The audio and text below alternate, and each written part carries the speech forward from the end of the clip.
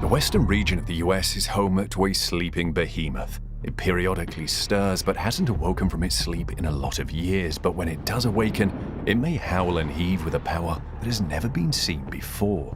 It has been 640,000 years since the beast last awoke roaring.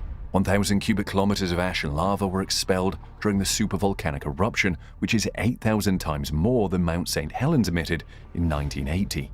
The Yellowstone eruption area fell in on itself, leaving a 1,500 square mile buried huge crater, or caldera. The famous geysers, hot springs, fumaroles, and mud pots in the park are still heated by the magmatic energy that drove that eruption and two others that occurred over 2.1 million years ago. Now, officials at the Yellowstone National Park have discovered that a sizable piece of magma has begun to pulse. People are currently wondering whether or not this ticking time bomb will burst. Could it erupt within our lifetimes if it does? And why is a Chicago-sized portion of Yellowstone pulsing? Join us as we explore how Yellowstone National Park officials just detected a massive chunk of magma that has started pulsating. Titanic forces drive some 10,000 geothermal features deep beneath Yellowstone National Park, the animal and woodland preserve situated on a vast stretch that runs through the states of Wyoming, Idaho, and Montana. The Earth's surface has been rising and falling as a result of those forces of heat and pressure, much like the irregular breathing of a large sleeping animal. The volcano itself is actually located in northwestern Wyoming, which is where the bulk of Yellowstone is situated. An area of molten and semi-molten rock known as magma is a hot region beneath the Yellowstone supervolcano. The ground swells as magma flows into a magma chamber or reservoir that is located 6 to 10 kilometers, 4 to 6 miles under the park, and the ground collapses as the magma starts to harden and cool. Volcanologists who have been monitoring this activity since 1923 estimate that between 2004 and 2009, the ground rose by around 25 centimeters, 9.8 inches, but in 2010, the ground started to sink. Many scientists are speculating about the possibility of an impending Yellowstone eruption due to the period of gradual, continuous growth. Concerns have been raised regarding the potential intensity of the eruption if it occurs. The Precambrian period encompasses the majority of Earth's history from the planet's genesis 4.6 billion years ago to around 541 million years ago. Northern Yellowstone and the adjacent Teton, Beartooth, Wind River, and Gros Ventre mountain ranges are home to rocks that are this old. The western United States once had oceans, sand dunes, tidal flats, and huge plains throughout the Precambrian and the following Paleozoic and Mesozoic eras, 541 to 66 million years ago. The Rocky Mountains were created by mountain-building processes towards the end of the Mesozoic and the beginning of the Cenozoic. The Yellowstone region was formed by massive mountain-building, volcanism, faulting, and glaciation during the Cenozoic era, about the last 66 million years of Earth's history. On the north and east edges of the park, the Absaroka Range was created around 50 million years ago as a result of several volcanic eruptions. The current Yellowstone volcano is unrelated to this period of volcanism. The enormous swathes of today's West started to separate along an east-west axis about 30 million years ago. Around 17 million years ago, this continual stretching process accelerated and produced the contemporary basin and range topography along north-south valleys and north-south mountain ranges, which is typical of much of the West, including the Yellowstone region. An active phase of volcanism began close to the borders of modern-day Nevada, Oregon, and Idaho around 16.5 million years ago. Volcanic eruptions that followed may be seen moving from southern Idaho to Yellowstone. The North American plate slid over a shallow body of magma in a southwesterly direction, forming a 500-mile path of more than 100 calderas. The Yellowstone region was transported nearer to the shallow magma body by the shifting of the North American plate about 2.1 million years ago. Volcanism like this is still what drives Yellowstone today. In the broader Yellowstone region, magma, molten rock from below the Earth's crust, is present near the surface. The mantle's thermal convection is the cause of this small mass of magma. Rocks in the crust are melted by magma plumes as they rise through the mantle, forming reservoirs of partially molten, partially solid rock. Mantle plumes cause hotspot volcanism by transferring heat from the mantle's depths to the crust. As tectonic plates move over hot regions, a trail of volcanic activity is left in their wake. The volcanic hotpoint that currently lies beneath the broader Yellowstone area left a swathe of volcanic deposits across Idaho's Snake River Plain when the North American plate migrated west during the past 16.5 million years. Rocks in the crust have melted due to the heat from the mantle plume, forming two magma chambers of partially molten, partially solid rock close to Yellowstone's surface. A portion of the crust above the shallowest magma chamber expanded and rose as a result of this heat. Increased earthquake activity was seen along freshly created faults as a result of stress on the crustal layer above. These faults eventually reached the magma chamber where magma began to seep through the fissures. Magma escaping the chamber relieved pressure, which also allowed volcanic gases to escape and explode violently in a large volcanic eruption. Large amounts of volcanic ash and gas were released into the atmosphere by the eruption, which also caused pyroclastic flows, rapid, extremely hot debris flows over the surrounding terrain. The land above the subsurface magma chamber sank as it emptied, forming the first of Yellowstone's three calderas. One of the greatest volcanic eruptions known to man, it covered 5,790 square miles of land, reaching as far as Missouri 2.1 million years ago. According to estimates, the entire amount of volcanic debris spewed was 8,000 times greater than that of the 1980 eruption of Mount St. Helens in Washington, which killed 56 people and thousands of animals and charred hundreds of square kilometers of land in Washington and Oregon. Around 1.3 million years ago, a second sizable, albeit smaller, volcanic eruption took place within the first caldera's western margin. The current Yellowstone caldera, which is 30 by 45 miles in size, was produced by the third and most recent major volcanic eruption 640,000 years ago. Since then, there have been 80 minor eruptions, and one of these produced what is now the west thumb of Yellowstone Lake about 174,000 years ago. The caldera floor and surrounding terrain were partially filled by enormous lava flows of viscous, rhyolitic lava during and after these explosive eruptions, as well as by less substantial basalt lava flow. The Pitchstone rhyolite flow, located in the southwest of Yellowstone National Park, is the youngest of these lava flows at 70,000 years old. The majority of the continental United States was blanketed in large volumes of volcanic ash, gas, magma, and other volcanic debris from each of the prior eruptions. There have been some materials discovered as far away as Louisiana. Following each of these eruptions, the Yellowstone supervolcano fell in on itself, engulfing the surrounding terrain, including all of the trees, mountains, and other features. Calderas are the depressions created by this occurrence. In actuality, the Yellowstone caldera and Yellowstone supervolcano share the same name. In Yellowstone, a caldera-forming eruption would pose a huge natural hazard. Within the Yellowstone caldera, pressure from the shallow magma body has created two resurgent domes since the last of three eruptions that established the caldera. Sour Creek Dome and Mallard Lake Dome may both have magma as close to 3 to 8 miles and 8 to 12 miles respectively beneath them. Both domes experience uplift and subsidence as the amount of magma or hydrothermal fluids changes beneath them. The entire caldera floor also rises or falls, though not to the same extent as the two domes. The caldera floor has been tilted toward the south over the last century as a result of net inflation. As a result, Yellowstone Lake's southern sides have sunk, causing trees to now stand in water, and Fishing Bridge at the lake's northern end has risen into a sandy beach. The 50 kilometers, 30 miles wide, and 70 kilometers, 45 miles long Yellowstone caldera itself contains some remnants of the most recent eruption. In a region known as the Lava Creek Tuff, one can still observe the thick volcanic debris that was left over after the eruption. The remnant of the enormous volcanic eruption, which occurred 640,000 years ago, is a bubbling caldera in northwest Wyoming in the heart of Yellowstone National Park. The 3,472 square mile park surrounding the caldera is home to a geological paradise of bubbling pools and springing geysers, all of which are fueled by magma and extremely hot fluids that are churning in the rock below the surface. More than 500 hydrothermal features can be seen in one of these locations, the Norris Geyser Basin to the northwest of the caldera.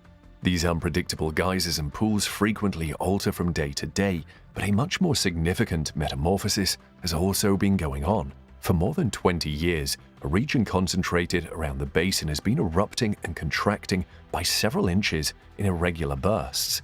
It is challenging to determine the precise origins of any given movement in a volcanically active area like Yellowstone. However, a recent scientific study might shed light on why this area of land has been inhaling and exhaling. Research geologist at the Cascades Volcano Observatory of the U.S. Geological Survey, Daniel Jerijan, asserts that Norris has most likely been a center of deformation for a very long time.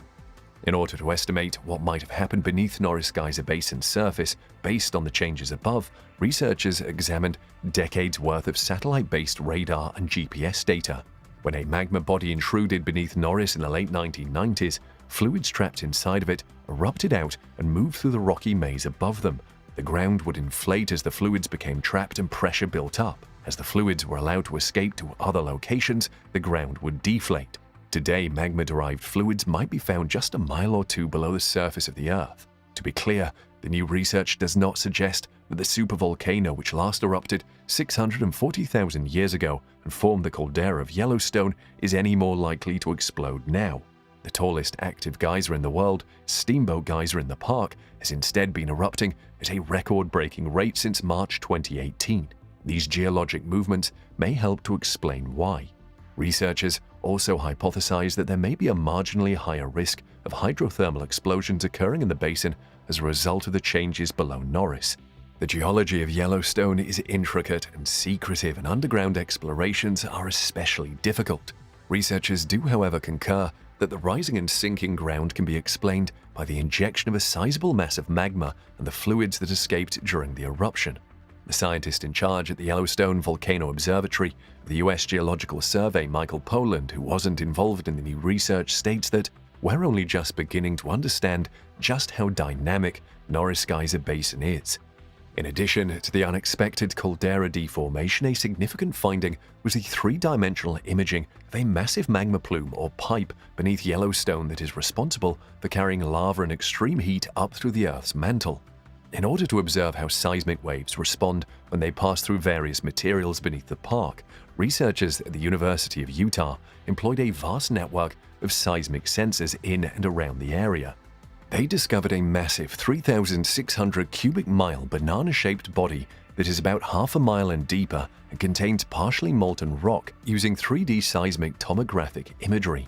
This is the so-called magma chamber of Yellowstone, an irregularly skewed plume of magma that feeds the shallower magma system, coming up through the Earth's upper mantle from the northwest and dropping 400 miles below, is even deeper and more significant in plate tectonic theory.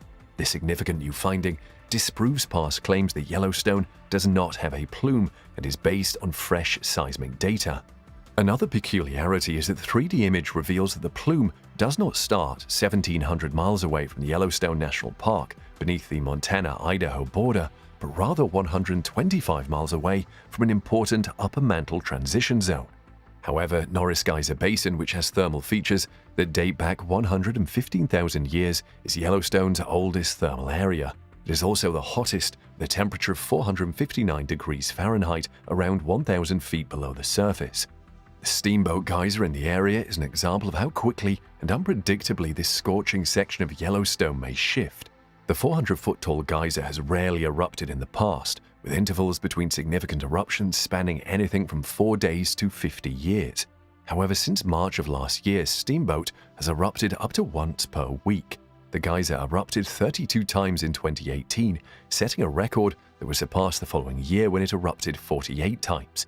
Helen Robinson, a geothermal expert at Glasgow University who was not involved with the new research, exclaims, "The blinking thing went nuts." Although this mercurial geyser's hyperactivity has drawn the attention of the general public, scientists are more intrigued by the dramatic quivering of the basin itself. The Norris Geyser Basin is a dynamic place. An 18-mile-long region climbed 4.7 inches between 1996 and 2004, then fell back to 2.8 inches between 2005 and 2013. Then, in late 2013 and early 2014, the area abruptly began to rise once more at a rate of 5.9 inches per year, the highest rate of uplift ever recorded within Yellowstone National Park. A magnitude 4.9 earthquake that shook Norris Geyser Basin in March 2014 abruptly stopped the upward movement that had appeared to be unstoppable. Up until the start of 2019, the ground gradually alternated between sinking and rising. The basin has moved so much that it's now 5 inches higher than it was 20 years ago. But what, therefore, is the cause of all this chaos? Significant changes have been found in Yellowstone's extensive underground volcanic system as a result of increased scientific surveillance. The system is centered on a massive caldera that is known for its geologically rare yet huge volcanic eruptions. The Yellowstone Volcanic Observatory was established here in 2001 to improve scientists' capacity to monitor and react to changes in Yellowstone's activity. The U.S. Geological Survey, National Park Service, Universities of Utah and Wyoming, University Navstar Consortium, and the State Geological Surveys of Wyoming, Montana, and Idaho joined forces to form the Yellowstone Volcano Observatory. The observatory is an extended, instrument-based monitoring program created to track earthquake and volcanic activity in the vicinity of Yellowstone National Park. Geologists believe that the Norris Geyser Basin upheaval began between 1996 and 2001, when magma rose just short of 9 miles beneath the surface. Radar and GPS data from satellites were used to track the deformation of the basin. The basin is situated on a network of faults and vents known as the Norris Mammoth Corridor, just outside the youngest caldera of the supervolcano's northwest rim.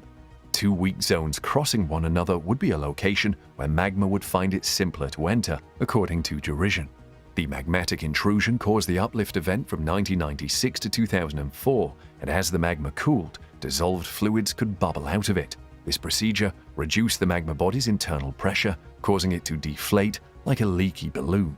Between 2005 and 2013, the ground likely descended once more as a result of this process. Since then, the ground has been rising intermittently as a result of the escaping fluid becoming periodically trapped in pockets beneath layers of rock. For scientists, identifying and documenting this cycle of magmatism and hydrothermal activity has proven to be challenging. According to Poland, the new model is a reasonable hypothesis, but it's by no means certain. According to Robinson, it's possible that sources of fluids other than the magma body, including the recent heavy snowfall, concentrate in certain places and occasionally leak out elsewhere. The team surmises that magma-derived fluids are currently present in Norris Geyser Basin just below the surface. Thousands of years old hydrothermal explosion craters are widespread in the area. They are the result of geologic pressure cookers of confined, scorching water that violently depressurize and flash boil into steam if the rock cracks, an event that is nearly impossible to predict. Major explosions are rare, but Norris Geyser Basin could experience a fresh blast at any time. Explosions caused by hydrothermal processes may be a little more likely to happen if fluids have accumulated near the basin's surface. However, according to derision, the rocky plumbing networks are incredibly intricate, with minute, imperceptible changes constantly altering the likelihood of a blast. The team does not advise banning tourists from the area because the likelihood of further explosions is still quite remote. The team also questions whether the recent record-breaking number of eruptions in Steamboat could be related to the buildup of magmatic fluids. In the 1960s and the early 1980s, the geyser experienced comparable spikes in activity that may have been related to basin breathing cycles. If this is the case, though, why does this specific geyser put on a show when others don't? Poland ponders, why not Aquinas, which is directly next to Steamboat? According to derision, the connection between the magma intrusion and Steamboat's hyperactivity is at best circumstantial, but the timing does line up. He and his colleagues intend to examine the fluids that bubble up through the surface in the future to determine if they bear the chemical signatures of a magmatic origin. Meanwhile, on the local night of August 31st this year, a 3.3 magnitude earthquake struck close to Lewis Lake in the southern region of Yellowstone National Park. So will the volcano in Yellowstone erupt once more? In the upcoming millennia or millions of years? Probably. What of the following several hundred years? How might a Yellowstone eruption appear then? Let's stress once more that there is extremely little chance of a Yellowstone eruption of any size. However, if we're speculating, a minor eruption in Yellowstone that results in lava flows and perhaps a normal volcanic explosion is the eruption scenario that is most likely to occur. As the magma rose to the surface, this would probably be caused by a cluster of earthquakes in a particular area of the park. Now, the warning indicators would be considerably more obvious in the improbable scenario of a much larger super-eruption. The entire park would certainly experience strong earthquake activity at first. Before an eruption, it might take those earthquakes weeks or months to fracture the rocks above the magma.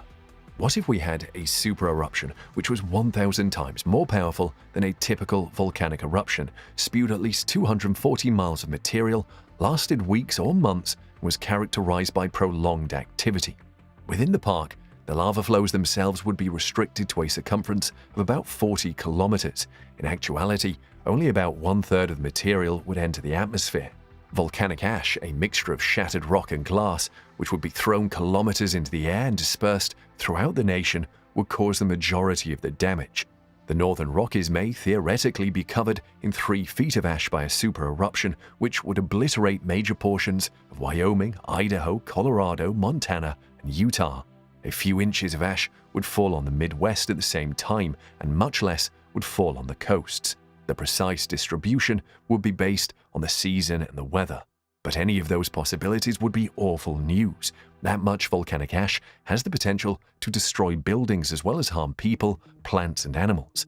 Even a few inches of ash, which is what much of the nation is capable of receiving, can ruin farms, clog roads, lead to life-threatening respiratory issues, obstruct sewer systems, and even short out transformers. And most of North America would have to stop using airplanes. A large-scale volcanic eruption would also have a significant impact on the world's climate. Sulfur aerosols released by volcanoes can reflect sunlight back into the atmosphere, lowering temperatures. The impact is just momentary because these particles have a short atmospheric lifetime, yet they can still be very noticeable. When Pinatubo erupted in 1991, it temporarily lowered Earth's temperature by around 1 degree Celsius, 1.8 Fahrenheit. And a few regions may have experienced famines as a result of the Tambora eruption in 1815, which caused enough cooling to harm crops all over the world. And compared to what a supervolcano is in principle capable of, those eruptions were really little. There are currently no indicators of an impending eruption, though. Although there are still earthquakes in Yellowstone Park and the ground is still rising and falling, this is nothing unusual. The likelihood that Yellowstone won't see an eruption for centuries to come is very high. The odds of Yellowstone exploding in any given year are 0.00014%, according to the USGS, which is lower than the likelihood of being struck by a civilization-destroying asteroid. Even so, it's not a reliable estimate because there's no guarantee that Yellowstone explodes on a predictable cycle or that another eruption is imminent. There may never be another significant eruption in Yellowstone. Super eruptions will occur on Earth in the future, but will Yellowstone experience any of them? That is not a given. Yellowstone has been around for a very long time. Perhaps not even a 4th eruption will occur. Indeed, volcanoes eventually fade out. The heat rising from below and the relative cold from the surface are 2 opposing forces acting on the magma chamber beneath Yellowstone. The chamber might theoretically freeze and finally transform into a solid granite body if the heat from below is reduced. Additionally, it's important to keep in mind that the volcanic hotspot beneath Yellowstone is progressively moving to the northeast, or more precisely, that the North American tectonic plate is moving southwest over the hotspot. If enough time passes, the hotspot will leave Yellowstone's foundation, and the supervolcano there will presumably cease to exist. In fact, a second supervolcano could form much farther to the northeast, but that wouldn't happen until the hotspot warmed up and melted the crust, and it can take 1,000,000 years or longer for that to happen. It's difficult for us to comprehend something like 1,000,000 years. The human species is a recent one. However, these systems take a very long time to operate, and Earth has been around for a very long period. Geologists have discovered evidence of at least 47 super eruptions throughout Earth's history. Therefore, Yellowstone is not the only supervolcano in the world. The most recent took place about 26,000 years ago at Lake Taupo in New Zealand. More significantly, tectonic plate movement led to the enormous Toba eruption that occurred 74,000 years ago. According to others, that precipitated a 6 to 10 year global cold and may have all but wiped off the pre-human race. Although it's not an unbreakable rule, the Earth has typically experienced one super eruption every 100,000 years. Since there is basically nothing we can do to stop Yellowstone from erupting, what can you do to protect yourself or increase your chances of survival?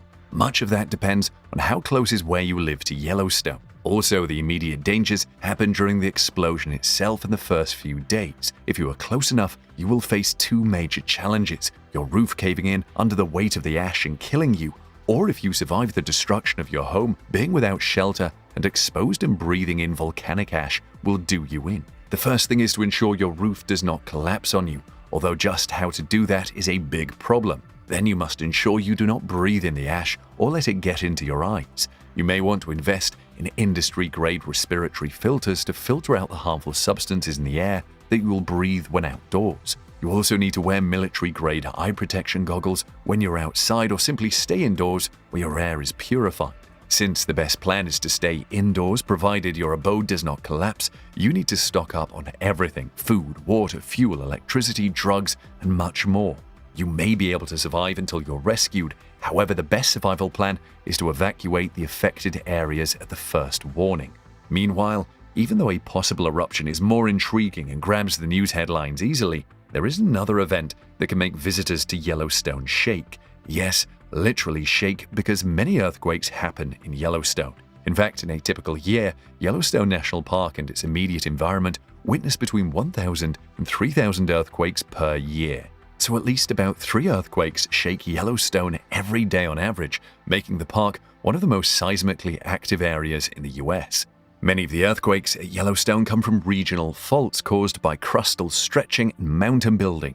For example, major faults along the Teton, Madison, and Gallatin ranges passed through the park and likely existed long before the beginning of volcanism there. Any movements along these faults can cause significant earthquakes. The last major earthquake in Yellowstone's recent history occurred near Hebgen Lake, which is just west of the park. It was a 7.5 magnitude earthquake and caused damages equivalent to $70 million. And it didn't just cause property damage, as it killed 28 people. Most of the casualties resulted from a landslide triggered by the quake. Meanwhile, if you keep to the Yellowstone caldera, you would likely be safe from large earthquakes like the Hebgen Lake event. This is because geologists discovered they are unlikely to occur within the Yellowstone caldera itself. The subsurface temperatures there are high, and this weakens the bedrock and makes it less able to rupture. But that doesn't mean you are completely safe, because quakes within the caldera can be as large as magnitude 6.5. What is more, Yellowstone is vulnerable to even distant earthquakes. For example, in 2002, the magnitude 7.9 Denali Fault earthquake that struck central Alaska, 1,900 miles or 3,100 kilometers northwest of Yellowstone, touched the active Yellowstone volcanic and hydrothermal system and triggered hundreds of small earthquakes there. The region's hydrothermal system is highly sensitive to quakes and undergoes significant changes in their wake. Earthquakes may have the potential to cause Yellowstone's hot water system to destabilize and produce explosive hydrothermal eruptions. Yellowstone celebrated its 150th year of being open, but it was on a sad note. The park opened the high season with historic flooding that caused damage. Sadly, scientists warned the park management should brace for more flooding like this in the future. So what is going on in Yellowstone with flooding? In the second week of June 2022, an atmospheric river, which is a narrow band of tropical moisture, soaked the Pacific Northwest before dumping several inches of rain on northern Wyoming and southern Montana. This led to the closure of the park, and more than 10,000 visitors had to be evacuated. Many cars were stranded, campsites were flooded, roads washed out, and rocks were blocking the way.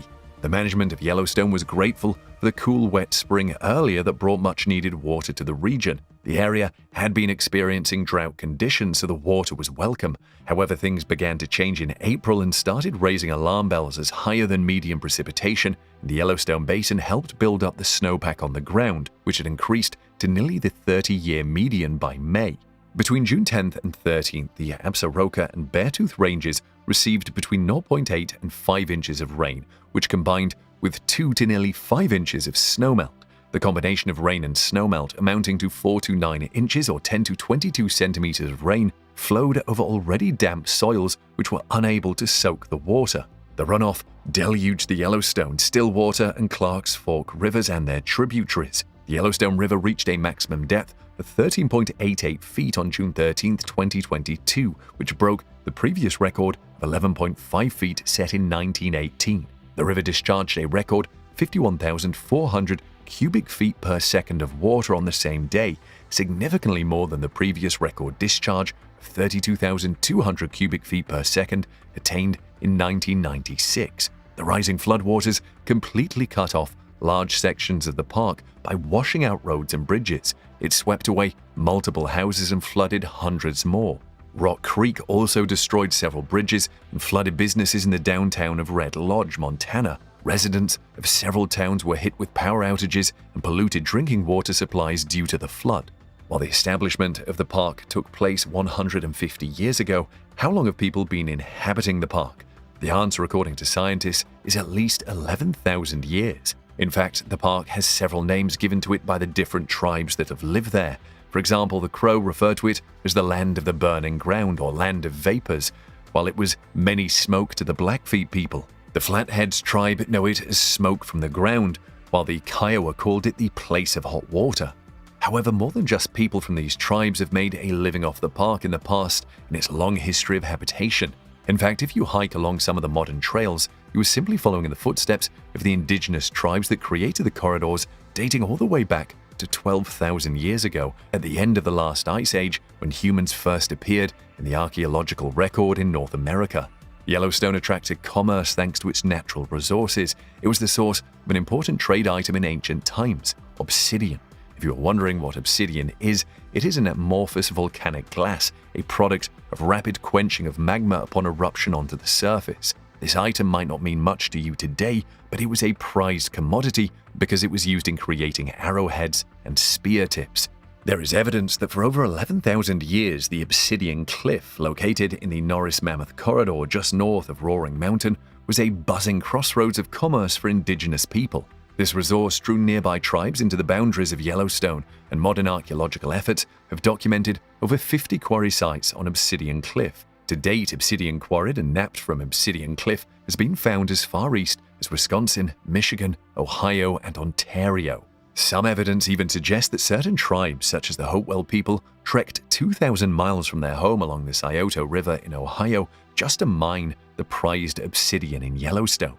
But why are indigenous people no longer found throughout Yellowstone? Even though the US government agreed that the Yellowstone region belonged to the various local indigenous tribes, the establishment of Yellowstone National Park in 1872 more or less signaled the end of indigenous occupation within the park's boundaries. Park Superintendent Colonel P.W. Norris was determined to remove indigenous people from the newly established park because he felt they discouraged tourism. Rumors were spread that indigenous tribes feared the geysers and hot springs of Yellowstone. Many died of smallpox, and the remaining few eventually made their way to the Wind River Reservation, established southeast of the park. One of the most tragic events to happen in Yellowstone was captured on camera, but the park authorities won't let the footage be shared. If you've been to Yellowstone or seen pictures, you've probably admired the colorful hot springs that dot the park. However, one thing you should know about these waters is that you must never fall inside. A visitor, who we shall not name, learned this lesson too late and paid with his life.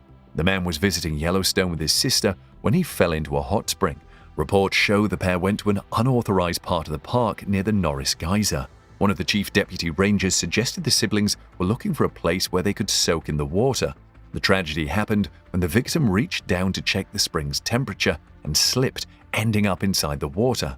When rescuers found his body, they could not retrieve it immediately because of a lightning storm. By the time they returned the next day, the body had disappeared, dissolved completely in the highly acidic water. There is acidic water in Yellowstone's geysers and springs because they come from deep underground, where they pick up sulfuric acid before reaching the surface. The sulfuric content is courtesy of microorganisms that break down hydrogen sulfide in rocks and soils. But how did the park authorities end up with footage of the tragedy? The victim's sister was recording on her cell phone when her brother fell into the pool. There are other ways to die in Yellowstone, including falling off a cliff and tubing the powerful Yellowstone River, where rafting is banned due to safety concerns. However, the vast majority of Yellowstone visitors make it back home safely, but it's important to pay attention to safety instructions in the park. But of course, Yellowstone is not the only place where volcanic eruptions with global impact can take place. For example, Krakatoa is still active and can still erupt again. The last time it erupted, the whole world felt it, but the people closest paid the highest price, which is why a warning system is crucial for the area surrounding Krakatoa.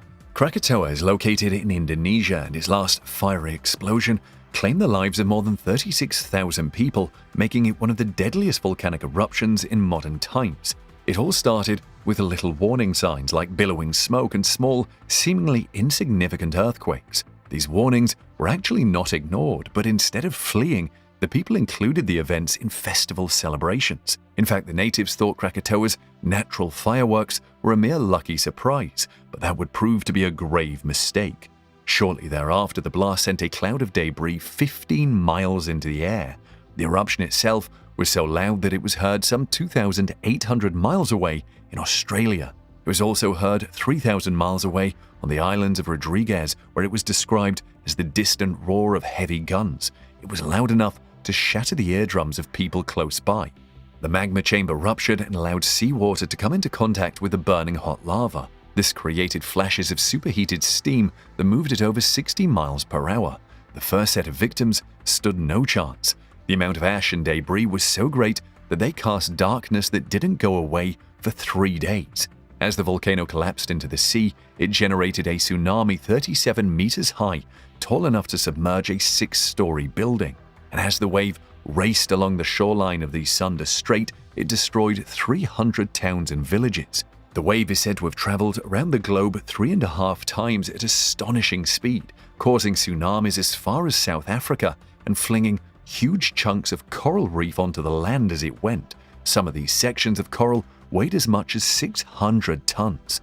According to scientists, the Krakatoa eruption caused the oceans to cool for as much as a century. In fact, had the volcano not erupted, sea levels might be much higher than what we have today. 45 years later, Krakatoa was at it again. With sporadic eruptions underwater, some parts of the original volcano shot to the surface and formed an entirely new island, appropriately named Anak Krakatoa, or Child of Krakatoa. But Anak Krakatoa would lose part of its flanks in 2018 when Krakatoa erupted again. This small eruption caused another tsunami that killed 437 people, injured 32,000, and displaced more than 16,000 people. However, there is a type of volcano not included in the numbers above. It's an underwater volcano. You may not know about these underwater volcanoes because they usually happen far away, but that does not make them any less dangerous. In fact, most volcanic activities happen beneath the ocean. 2/3 of all volcanic activity occurs in the deep sea. So how does an underwater volcano form? Actually, there is no difference in the formation of submarine or underwater and subaerial or on-land volcanoes. Underwater volcanoes also form when molten rock is produced in the second layer of the Earth's interior and makes its way through the crust. As Tamsin Mather, a volcanologist and professor of earth sciences at the University of Oxford, puts it, most submarine volcanism is associated with a continuously active volcanism along mid-ocean ridges, where two tectonic plates are pulling apart. The collision of two plates can also cause a volcano. If both the tectonic plates are beneath the ocean, then the volcano will develop underwater, said Hilo. Over time, they may grow to form volcanic islands, he added. Volcanic activity within a single tectonic plate can also result in the formation of a volcano. This can happen when a hotspot is underneath an oceanic plate, creating a chain of volcanic islands like Hawaii. One of the notable volcanic eruptions is the Hunga Tonga Hunga Ha'apai volcano in the Kingdom of Tonga. In addition to sending ash tens of thousands of kilometers into space, the volcano also caused a horrific tsunami that killed 5 people and sent shockwaves across the world twice. This is a taste of what's to come. Due to its high activity and proximity to human areas, Mauna Loa, the largest volcano, has been consistently monitored over the centuries. Mauna Loa has been erupting for 700,000 years. It is one of the world's most active volcanoes, with the first recorded eruption in 1843 and the most recent in 1984. In 1930, the US Geological Survey published a geologic map of the Hawaiian Islands that shows the many layers left by the eruptions of both Mauna Loa and the adjacent Kilauea volcano. There are 5 above-ground volcanoes on the island of Hawaii, but Mauna Loa is the world's largest, accounting for more than half of the island's surface area. The volcano has a surface mass of 5,271 square kilometers, 2,035 square miles, and a maximum breadth of about 120 kilometers, 75 miles. The vast majority of the volcano's huge structure is submerged. At 56,000 feet, 17,170 meters tall, Mauna Loa is nearly twice the height of Mount Everest, as measured from the ocean floor's depressed crust to its highest point. Mauna Loa appears poised to erupt right in front of us, and its odds of erupting again are estimated to be about 100%, with possibly catastrophic consequences according to scientists. Let's go back to underwater volcanoes, because you are probably wondering what happens when a volcano erupts underwater. The impact of an underwater volcano eruption depends on its proximity to the water's surface. If the eruption happens at very great depths underwater, then the weight of the overlying water acts as a pressure cap. For example, if a piece of molten rock enters the sea 2 kilometers or 1.24 miles below the surface, it will come into contact with cold seawater and cool very quickly. The water will get very hot, but it won't turn into steam. The story is very different if the water is shallow enough.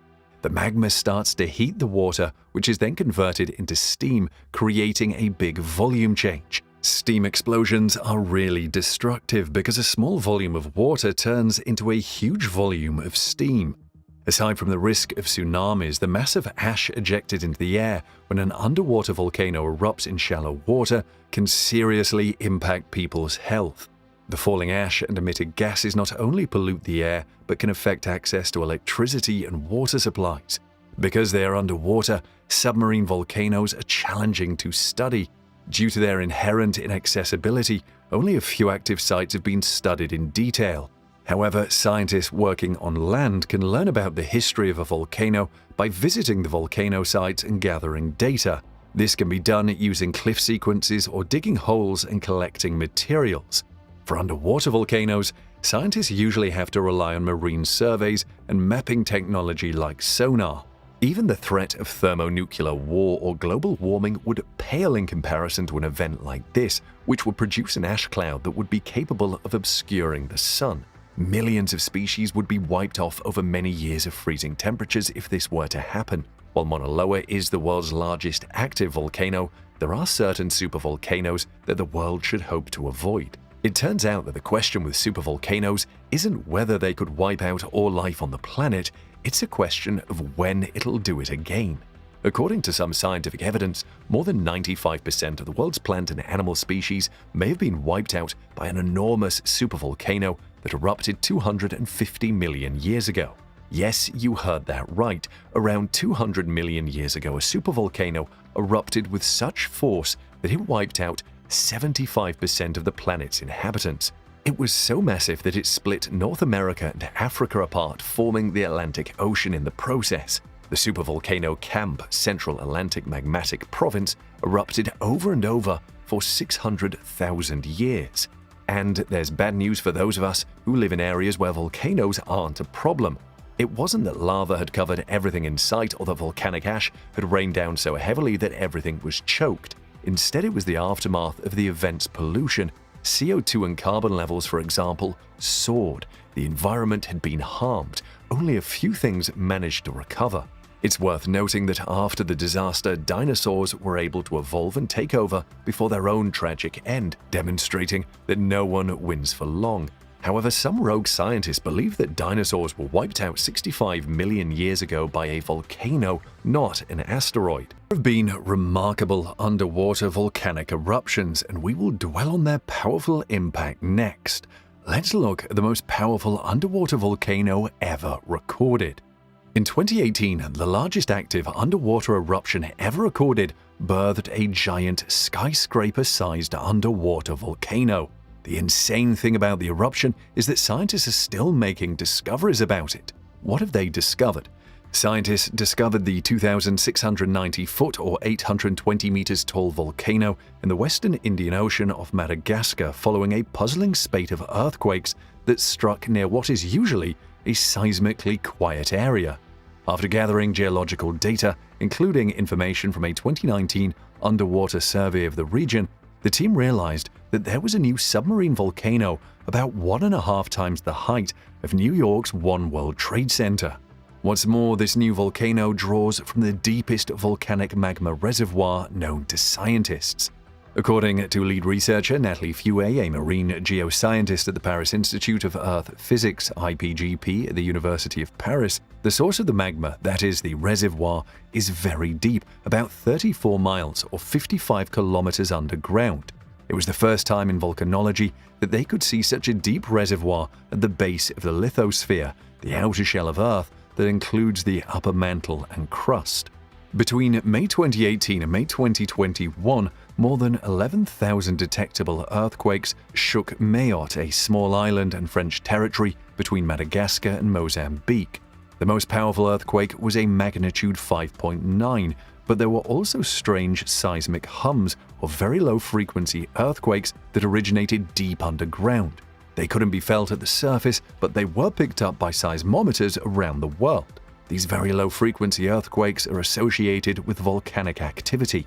This sudden seismic activity was surprising, given that only 2 earthquakes have been detected near Mayotte since 1972, and until now, the most recent volcanic was left at least 4,000 years ago.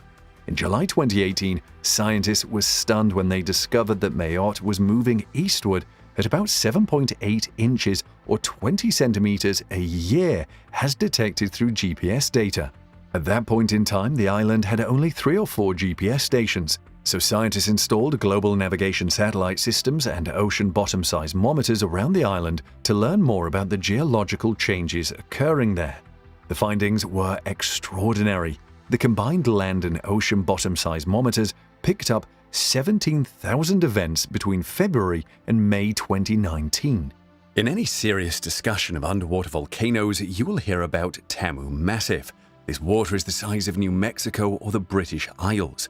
Tamu Massif is located under the Pacific Ocean, about 1,000 miles or 1,600 kilometers east of Japan.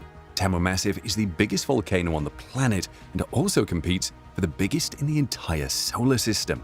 It is in the same league as Olympus Mons on Mars, which had been considered to be the largest volcano in the solar system. There used to be misconceptions about Tamu Massif, as scientists thought it was a composite of smaller structures, but now they have confirmed that the mighty volcano was just a giant volcano. Tamu Massif is a rounded dome that measures about 280 by 400 miles, or 450 by 650 kilometers, or more than 100,000 square miles. Its top lies about 6,500 feet, which is about 2,000 meters below the ocean surface. The base goes down to a depth of about 4 miles or 6.4 kilometers. Tamu Massif makes the largest active volcano on Earth, Mauna Loa in Hawaii, which measures about 2,000 square miles or 5,200 square kilometers, look like a child's toy. Made of basalt, Tamu Massif is the oldest and largest feature of an oceanic plateau called the Shatsky Rise in the northwestern Pacific Ocean. The total area of the rise is equivalent to the landmass of either Japan or California. The name Tamu Massif combines the institution the scientists came from and a French word. Tamu means Texas A&M University, while massif is French for massive and is a scientific term for a large mountain. So the scientists believe that Tamu Massif was created by a single volcano and probably over a short period of time. That actually took a few million years, but on the universe timescale where some events take billions of years, it's quite short. The volcano went extinct or inactive not long after it formed. That was probably in the late Jurassic to early Cretaceous period, about 145 million years ago. How did Tamu Massif form? It seems the spot on the seafloor had the right mix of elements, including a boundary of 3 tectonic plates, a thin crust, and a source of hot magma below that was able to bubble up to the surface. The molten rock poured out and then built up a wide, gradual rise as it cooled. However, just how the magma made it to the surface has not been established. Perhaps a blob of the rock got superheated and then rose to the surface due to buoyancy, or cracks in the overlying crust could have opened, allowing molten rock to spill out. And as massive and powerful as volcanic eruptions are, sometimes they go unnoticed, and scientists have to find clues after the fact to piece together what happened. This was the case that made scientists study a floating raft of pumice up to 5 meters thick that covered 400 square kilometers of ocean. Giant hunks of pumice the size of SUVs strewn across kilometers of the sea floor, a thick layer of sticky ash, and 14 lava flows. These are the clues that scientists hope will lead them to solve the mystery of the largest deep ocean volcanic eruption on record. We'll go back to 2012 when the Havre seamount exploded with a volcanic eruption that was 1.5 times the size of the Mount Helens eruption in the United States. No one noticed anything about these outbursts from the Earth's crust until a few days later. That was when an airline passenger looked out the window as she flew over the Pacific Ocean. At 800 kilometers north of Auckland, she spotted an enormous floating raft of pumice and quickly took a photo which she sent to a geologist. Unknown to this passenger, she had set in motion an international effort to solve the mystery of an underwater volcano. Later, in October of that year, the NIWA research vessel Tangaroa carried out a scan of the Havre volcano using an echo sounder. Creating a map from the data, scientists discovered that the map was quite different from how the seamount had looked when it was discovered in 2002. This actually confirmed other evidence suggesting that Havre was indeed the volcano that had erupted.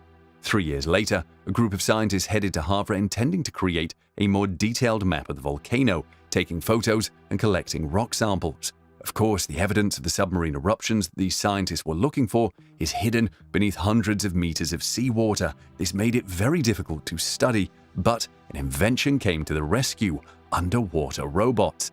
The remote-operated vehicle, ROV, Jason, was connected to the research ship with a fiber optic cable, allowing the operators to see what the ROV was looking at as they drove it around. The underwater robot was also able to take photos and collect samples. The automated underwater vehicle AUV Sentry was pre-programmed to follow a set route as it took photos and measured water chemistry.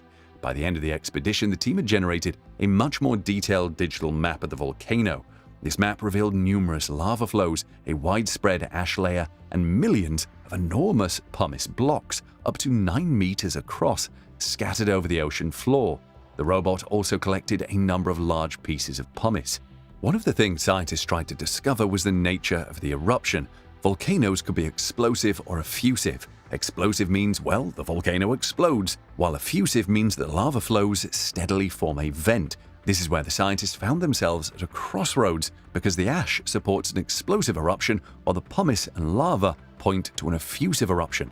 Speaking of volcanic eruptions, Huaynaputina is the site of the largest volcanic eruption ever recorded in South America. The explosion was so powerful that it sent mud flows down to the Pacific Ocean 75 miles or 120 kilometers away. Scientists even believe this eruption, which happened in 1600, affected the global climate because the summers following the eruption were some of the coldest in 500 years. Ash from the explosion deluged a 20 square mile, 50 square kilometer area to the mountains west, and you can still see the ash today.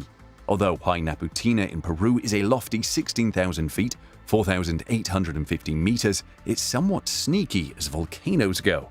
It stands along the edge of a deep canyon, and its peak doesn't have the dramatic silhouette often associated with volcanoes. The Huaynaputina volcano damaged 2 close cities of Arequipa and Moquegua, and it took a century for them to recover. The volcanic eruption of Krakatoa was more recent but no less deadly. It spent months giving warning rumblings before finally erupting on April 26th and 27th.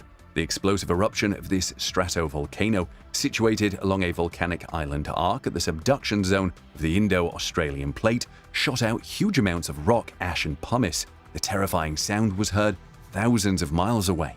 The volcanic explosion also created a tsunami whose maximum wave heights reached 140 feet or 40 meters. The tsunami recorded a death toll of about 34,000 people, more than 7,000 miles away. The Arabian Peninsula recorded an increase in the wave heights of tidal gauges. The island that housed Krakatoa was completely destroyed in the eruption. However, new eruptions beginning in December 1927 built the Anak Krakatau, meaning child of Krakatau, cone in the center of the caldera produced by the 1883 eruption. Anak Krakatau randomly comes to life and builds a new island in the shadow of its parent. One of the largest eruptions in the 20th century was the Santa Maria in 1902. The violent explosion in Guatemala came after the volcano but remained silent for roughly 500 years. It created a large crater nearly a mile across on the mountain's southwest side. The symmetrical tree-covered volcano is part of a chain of stratovolcanoes that rises along Guatemala's Pacific coastal plain. It has experienced continuous activity since its last blast, a VEI-3, which occurred in 1922. In 1929, Santa Maria spewed forth a pyroclastic flow which claimed hundreds of lives and may have taken the lives of as many as 5,000 people. Another volcanic eruption that changed the world is the Thera eruption in Greece. Scientists believe that had Thera not erupted 3,500 years ago, the map of the world would have looked different. It is believed to be the single most powerful explosive event ever witnessed. There blew a large hole in the island of Santorini and sent the whole of the ancient Mediterranean on a different course. The eruption also had political effects. It completely destroyed the Minoan culture, which was the most dominant in the region at the time. While historians and archaeologists can't agree on the year Thera exploded, there have been suggestions ranging from 1645 BC to 1500 BC. But what is not in doubt is the evidence from ash deposits found in the ocean floor that Thera erupted with a force that humans have never witnessed. The picture would have been easier to piece together because no first-person account of the event exists, but researchers have been able to bench it against the Krakatoa volcanic eruption. Thera killed more than 40,000 people in just a few hours and generated colossal tsunamis 40 feet tall. It also sent volcanic ash across Asia, causing a drop in global temperatures. It even created strangely colored sunsets for 3 years. People heard the terrifying blast 3,000 miles away. Scientists say Thera's eruption was 4 or 5 times more powerful than Krakatoa. It exploded with the energy of several hundred atomic bombs in a fraction of a second. Meanwhile, scientists have not found human remains and valuables belonging to the Minoan residents of Santorini. This suggests they were able to predict the eruption and evacuate the island on time. Based on the nearby island of Crete, the powerful Minoan civilization declined suddenly soon after Thera's explosion. Tsunamis spawned by the eruption would have swamped its naval fleet and coastal villages first off, according to historians. The drop in temperatures caused by the massive amounts of sulfur dioxide spouted into the atmosphere must have also led to years of cold, wet summers in the region, ruining agricultural harvests. The lethal combination destroyed every notable Minoan stronghold in less than 50 years. This led to a free-for-all in the political vacuum created, leading to the warring city-state system of ancient Greece that would dominate the Mediterranean. The Aegean would turn out to be a fundamental building block for the history of Europe, and the Minoan decline changed its early foundation completely.